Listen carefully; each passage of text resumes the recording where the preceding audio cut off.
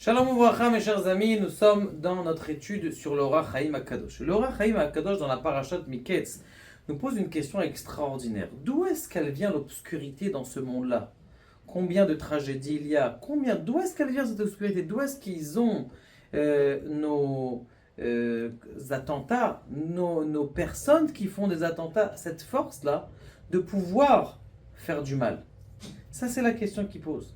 Et la deuxième question qu'il pose le Rachaim Akadosh, c'est comment faire justement pour avoir la résultante et sortir de cette obscurité et de ce mal. Eh bien, il répond comme ça. Vaïhi miketz shenataim yamim. Voici à la fin des 2 ans. Alors il dit le Rachaim Akadosh, ne regardez pas l'histoire de l'époque où Yosef il était dans la prison et je suis en train de regarder le drash, c'est-à-dire à un niveau un petit peu plus profond du texte. Miketz shenataim yamim ketz sam lachosher. Ketz, c'est-à-dire ketz, ça montre le ketz, c'est la fin, mais c'est aussi le Yetzer Hara. Qui est-ce qui engendre que il y ait des forces du mal dans le monde? C'est parce que le Yetzer Hara, il t'a attenté. Il t'a attenté, eh bien, t'es tombé. Le fait que t'es tombé, eh bien, il a pris cette force. Il dit, ah, t'es tombé, tu m'as donné à moi. Quand quelqu'un il fait une avéra, en vérité, quand quelqu'un a fait un péché, qu'est-ce qui se passe? Eh bien, il donne des forces aux forces du mal.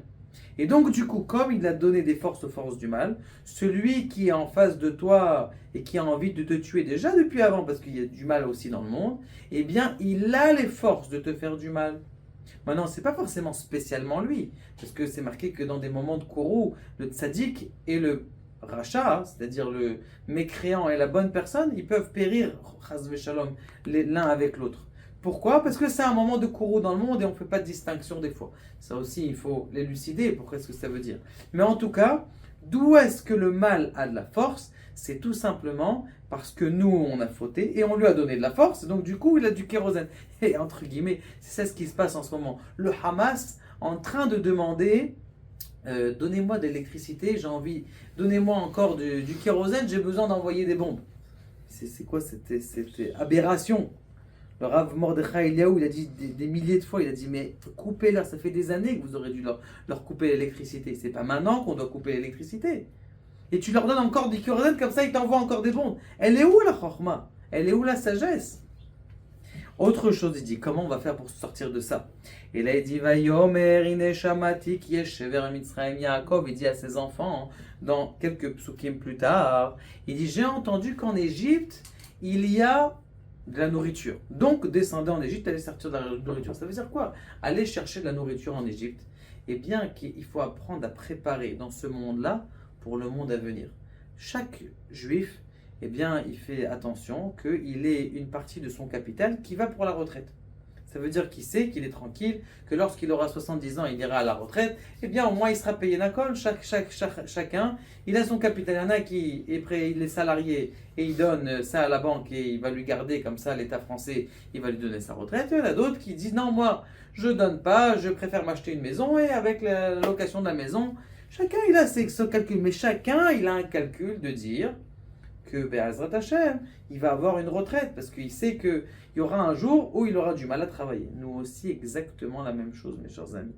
Yeshever le Mitzrayim. Maintenant, on est en Égypte, on est dans l'exil, on est en bas, dans l'obscurité. N'oublie pas de prendre ta retraite après 120 ans. Lorsque tu auras 120 ans, tu vas avoir besoin de te nourrir. Là-bas, il y a pas de, on ne peut pas payer en argent. Même si quelqu'un il va avec 250 millions dans la Barclay, eh bien, ce qui va se passer, c'est qu'il ne pourra pas payer. Ce que je vous souhaite à tous. Il ne pourra pas payer. Avec quoi il pourra payer? Il pourra payer avec les mitzvot qu'il a fait. C'est pour ça qu'il a dit, le Roi Chaim Akadosh dit, regarde les choses un petit peu plus élevées. Dans ce monde-là, prépare ta retraite pour le monde à venir. Et Be'ezrat Hashem, plus quelqu'un il prépare sa retraite et dans ce monde-là, et dans le monde à venir, et bien justement, il repousse toutes les forces du mal. Et quand quelqu'un il fait teshuva, il reprend toutes les forces qu'il a données au mal, il reprend tout ce kérosène au Hamas là, et Be'ezrat Hashem, grâce à ça, eh bien, il n'aura plus de mal qui va lui venir parce que justement, il n'aura pas donné de la force au mal. Regardez comment cette aberration, on la voit tous les jours et elle est marquée dans le Roi Chaim déjà depuis 250 ans. Baruch Adonai le'olam amen.